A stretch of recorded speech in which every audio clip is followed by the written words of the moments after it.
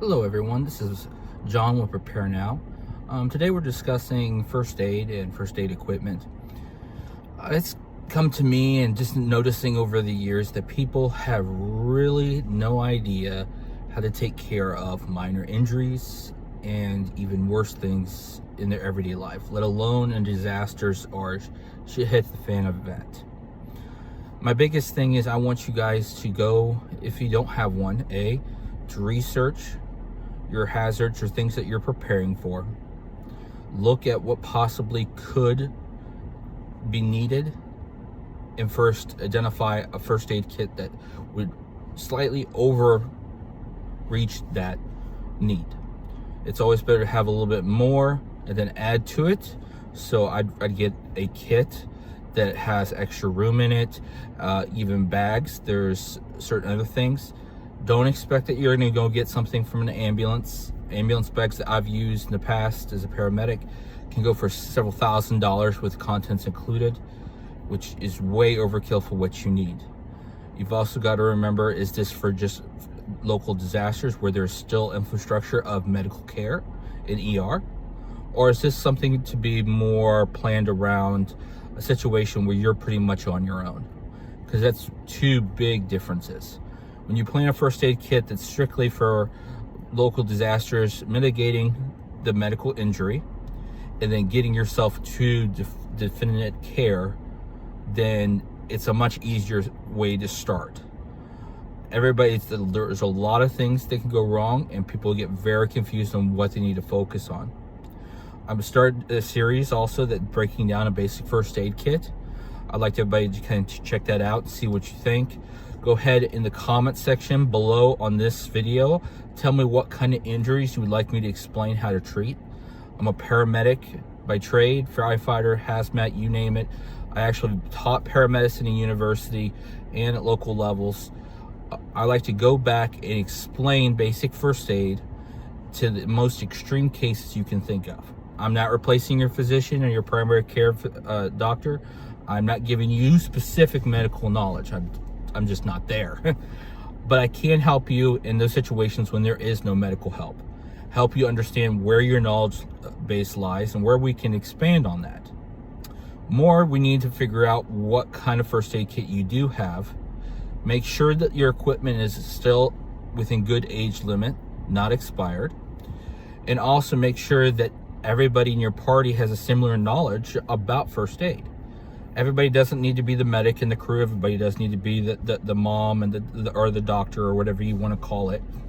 But everybody should know how to do basic things like wound care, how to figure out where things are. If someone asks for, let's say, to get me some tape and a 4x4, they should be able to know where to find that in the house and go get it. Because when you have the injury, you're not going to be able to perform that on yourself as easier as someone else can go get things and apply things.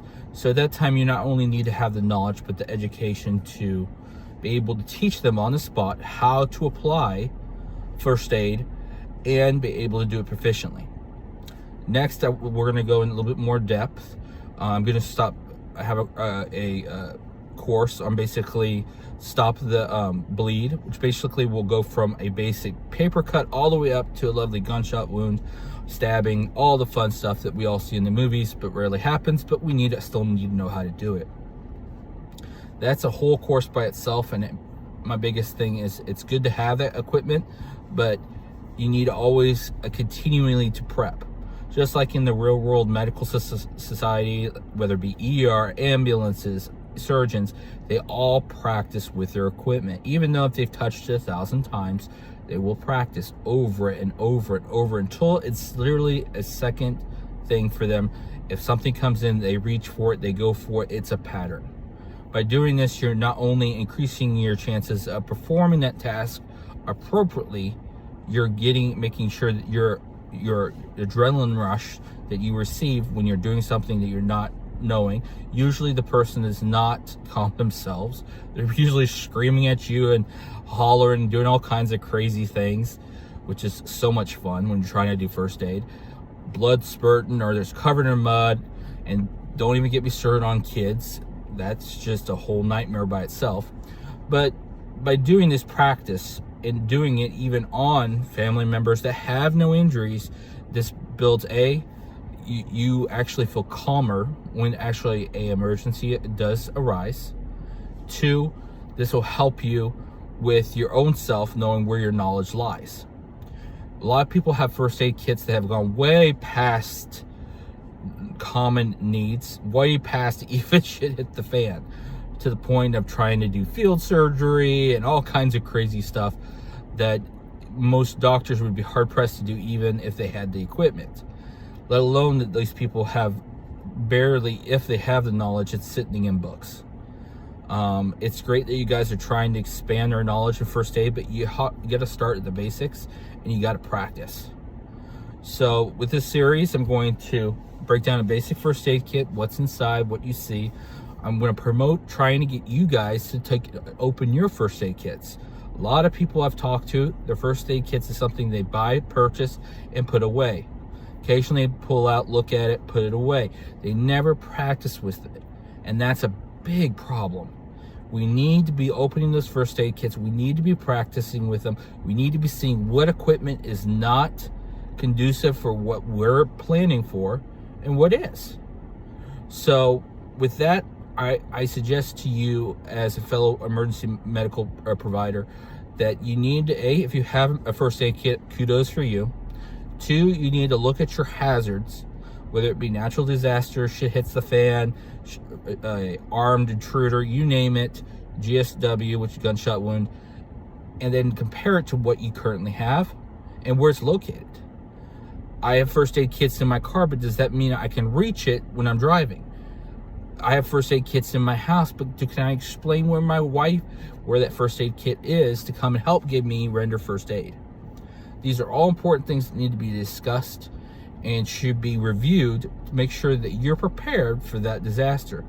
Because as much as gear is really cool, and I love all the tech and all the fun stuff that goes on with being prepared, most likely the bigger things that you're going to have to worry about in a shit hits the fan scenario is 1, making sure you have clean water, 2, having some kind of ready-made food that doesn't take a lot of prep, and 3, making sure that you can prevent infections. If most people don't realize that, but early 1900s, or excuse me, late 1900s, diarrhea was killing a ton of people, thousands and thousands of people a year. It still does in undeveloped countries.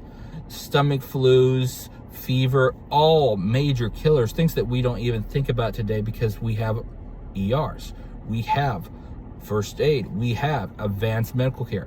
All that can be stripped away. Even if you're just on a hike and you're out there and you can't get somewhere to get emergency care for a while, that can be all come back to reality. So I invoke you to try to follow these steps by looking at your first aid kit, looking at your hazards, looking at your equipment, practicing with equipment, and following along on these episodes, telling me what you would like me to explain how to treat, and I will do my best to try to use a basic first aid kit and show you what things you will need for most items. If I can't find it, I have friends at pediatricians, I have friends that are specialized in medical trauma care. I can reach out to them and we'll bring them on and we will show you how to do it. But my big thing in the coming episodes is to get you guys prepared for one of the top 3 issues that come with shit hits the fan disaster. Again, this is John Prepare Now, and if you like what you've heard, please hit that subscribe button.